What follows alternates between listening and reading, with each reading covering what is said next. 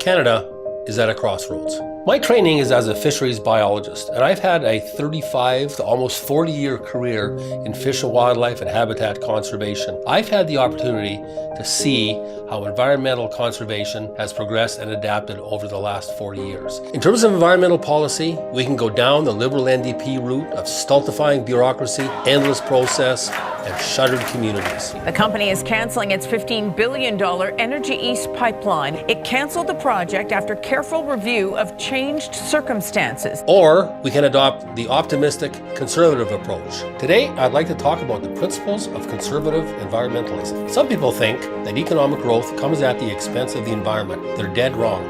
Economic growth is an absolute requirement for a modern society to improve the environment. I'll prove it to you. But first, let's have a history lesson.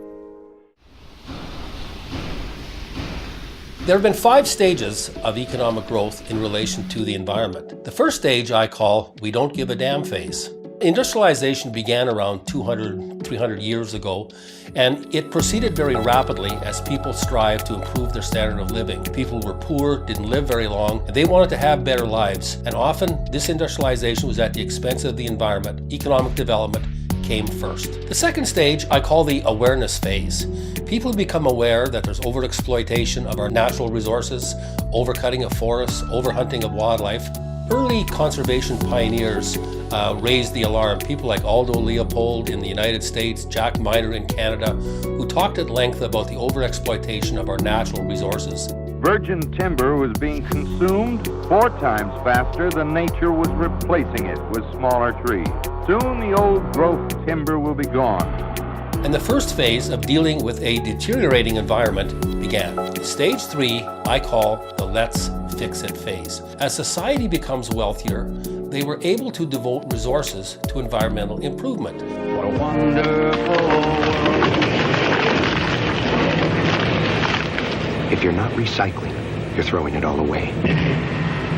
So we started to get the early pollution controls, reforestation, and those kinds of things that worked on the problems that earlier economic development created. Stage 4 I call the let's remediate phase. We go back and fix some of the problem area. This is when contaminated sites get remediated.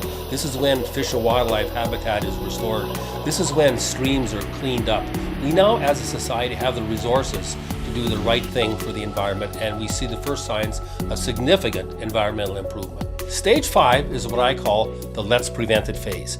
Now we've realized the problem and we can foresee some of the environmental issues that will emerge with certain kinds of economic development. We in Canada are at this phase right now. In all of our industries, the best environmental technologies are applied from day one. Standards are enforced, the right laws are in place, and what we see in Canada is an ever-improving environment.